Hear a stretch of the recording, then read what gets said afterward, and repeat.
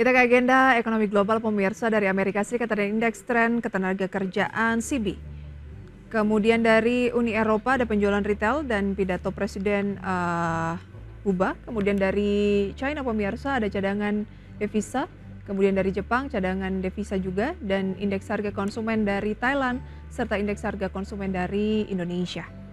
Kemudian pemirsa, kita ke agenda emiten, diantaranya adalah DPS dividen tunai interim, kum dividen tunai interim, dan pembayaran kupon dari BSDE. Jadi ada AALI DPS dividen tunai interim, UNTR juga ada kum dividen tunai interim, BSDE, dan juga ada Mora pemirsa ya, sesuai dengan yang dapat Anda saksikan di layar. Update dari Bursa Asia di perdagangan pagi hari Senin ini pemirsa. Kita lihat Nikkei Jepang terpantau naik 2,17%, Straits Times Singapura juga naik, Kospi juga tidak jauh dari Straits Times Singapura, dan Hang Seng Hong Kong naik 0,93%.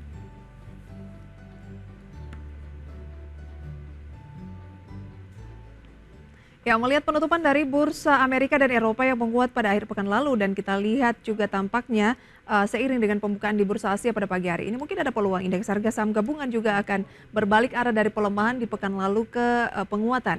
Dan kita akan membahasnya pemirsa bersama dengan Mas Hendra Wardana, founder Public Investor. Selamat pagi Mas Hendra. Selamat pagi Mbak Prisa. Terima kasih sudah join pada pagi hari ini Mas Hendra.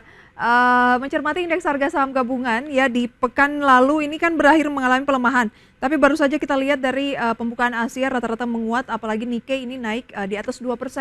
Ada peluang ya di awal pekan ini IHSG mungkin akan berbalik arah atau seperti apa? Oke Mbak Prisa, kalau misalnya kita lihat kondisi dari IHSG pekan lalu memang bisa dibilang mengalami koreksi yang signifikan gitu ya selama sepekan, karena melemah hampir di level 2,6% atau di level terendahnya di level 7.496. Dan kalau misalnya tadi Mbak Prisa nanya apakah ada peluang teknikal rebound hari ini, sangat memungkinkan untuk rebound, karena kalau misalnya kita lihat market globalnya Dow Jones juga pada hari Jumat ditutup mengalami penguatan. Dan tadi kita juga sama-sama lihat regional Asia juga mengalami penguatan. Terlepas lagi kita lihat nikel lebih dari 2%, ada kemungkinan untuk IHSG hari ini kembali menguji area psikologisnya di level 7.500, atau mungkin nanti kita akan lihat bahwa kondisi IHSG akan gap up. Saham-saham pendorongnya pastinya adalah saham-saham perbankan. Tapi kalau misalnya kita lihat selama sepekan terakhir, saham-saham perbankan justru ini malah menjadi pemberat terhadap IHSG gitu Mbak Pris. Baik, kita lihat kan pelemahan dari indeks harga saham gabungan di akhir pekan yang lalu, dan tampaknya ini juga membukukan pelemahan secara mingguan begitu ya.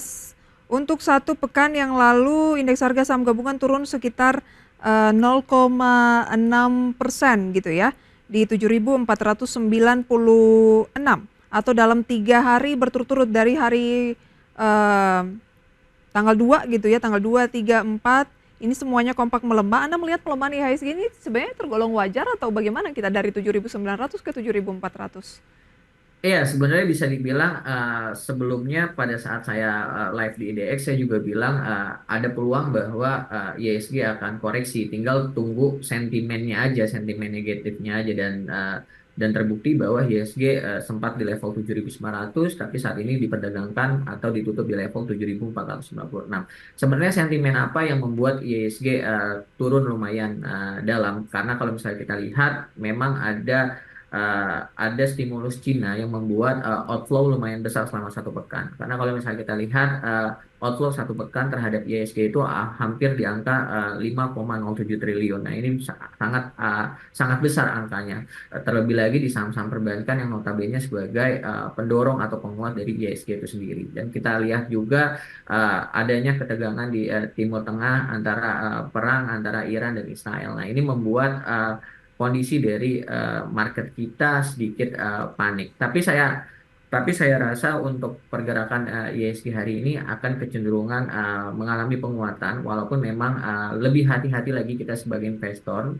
Khawatirnya adalah kenaikan hari ini ke depannya malah IHSG akan turun lagi gitu. Hanya technical rebound sementara, tapi tetap kita harus melihat peluang-peluang yang terjadi untuk hari ini. Baik, kalau kita lihat investor asing ini kan memang membukukan arus keluar ya dalam sepekan terakhir. Nah, bagaimana menyikapi asing yang masih melakukan penjualan? Anda melihat ini lebih ke jangka pendek saja atau bagaimana, Mas Hendra? Oke, kalau misalnya kita lihat selama satu pekan asing itu outflow itu hampir sekitar 5,07 triliun dan saham-saham yang dijual oleh asing diantaranya ada BBRI sebesar 2,9 triliun, BBCA sebesar 1,1 triliun, Bank Mandiri 844 miliar. Nah, ini bisa dibilang angka yang lumayan tinggi. Nah, kita sebagai investor menyikapinya seperti apa. Nah, balik lagi ke investor, apakah kita long term ataukah medium term ataukah kita main jangka pendek. Kita memanfaatkan momentum aja ketika misalnya ada ada sentimen-sentimen yang good news ya kita trading kan di situ. Contohnya ketika misalnya ada sentimen komoditas mengalami penguatan, katakanlah oil kemarin mengalami penguatan ya kita coba trading di saham-saham oil gitu. Terus ada sentimen terkait dengan Pak Prabowo katakanlah akan peduli dengan masyarakat Indonesia dikasih kesempatan untuk check up tiap tahunnya saham-saham farmasi mengalami penguatan dalam hal ini healthcare seperti rumah sakit dan sebagainya. Jadi kita sebagai investor atau trader harus lebih pintar melihat sentimen-sentimen yang terjadi walaupun memang dalam aspek semuanya kita lihat harus melihat dari keseluruhan dari ISG yang notabene memang mengalami koreksi dari level 7.900 sampai di saat ini berada di level 7.496. Tapi walaupun IISG mengalami penurunan, tetap ada sentimen-sentimen yang membuat saham-saham yang lain juga ada peluang dapat profit di sana. Nah, ada sentimen-sentimen yang membuat saham lain berpeluang mendapatkan profit. Anda katakan seperti itu. Tapi kita simak bahwa data eh, tenaga kerja begitu ya di Amerika Serikat itu ternyata lebih baik dari perkiraan. Berarti kan ada kemungkinan pemotongan suku bunga yang lebih besar lagi diekspektasikan pada pertemuan The Fed November ini mungkin tidak akan terjadi. Itu yang menjadi ekspektasi. Tapi di satu sisi itu kan juga positif, data ketenaga kerjaan lebih baik dari perkiraan membuat bursa Wall Street menguat. Nah, lebih dampaknya ke Indonesia nanti akan lebih seperti apa sih? Apakah juga akan positif? Karena artinya pertumbuhan ekonomi Amerika tidak sedang melambat atau membaik, tapi juga pemangkasan suku bunga yang diharapkan suku bunga longgar ini bisa lebih masif, ternyata juga mungkin juga akan tertahan. Nah, itu seperti apa menyikapinya, Mas Hendra? Ya, sebenarnya dilema ya ekonomi global itu. Kenapa saya bilang dilema? Ketika misalnya ekonomi Amerika mengalami pertumbuhan yang baik, eh, ya kemungkinan The Fed menurunkan tingkat suku bunga itu kecil gitu kan. Tapi ketika misalnya kita kan berharapnya bahwa tenaga Amerika tidak baik-baik saja. Ternyata baik-baik saja. Nah, ini dikhawatirkan The Fed tidak menurunkan tingkat suku bunganya. Pada intinya adalah The Fed sudah menurunkan tingkat suku bunganya 50 basis point atau berada di kisaran 5% dan seharusnya market kita akan tetap optimis sebenarnya sampai akhir tahun karena masih ada peluang untuk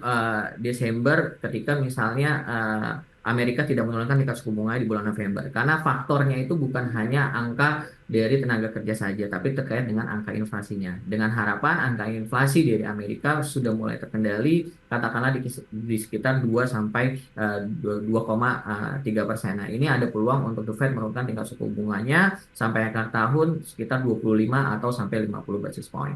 Itu akan ada peluang di sana, tapi kalau misalnya kita melihat dari kondisi dari IISG memang sebenarnya kecenderungan menurut saya itu hal yang sangat wajar ketika misalnya IISG sudah mengalami penguatan sebelumnya sangat signifikan sampai berada di level 7.900 dan yang saya pernah bilang pada saat live sebelumnya tinggal menunggu sentimen negatifnya saja untuk ISG koreksi dan saat ini ISG berada di level 7.496 dan kemungkinan pergerakan dari ISG akan bergerak sideways di level 7.380 sampai 7.600 sebelum nanti mungkin sampai di akhir tahun di bulan Desember ISG akan kembali menguat di level 7.800 atau 7.900 atau bahkan akan menguji all time high-nya di level 8.000. Sembari kita lihat sentimen-sentimen yang pastinya membuat ISG optimis terhadap dari market kita sendiri, gitu Mbak Pisa.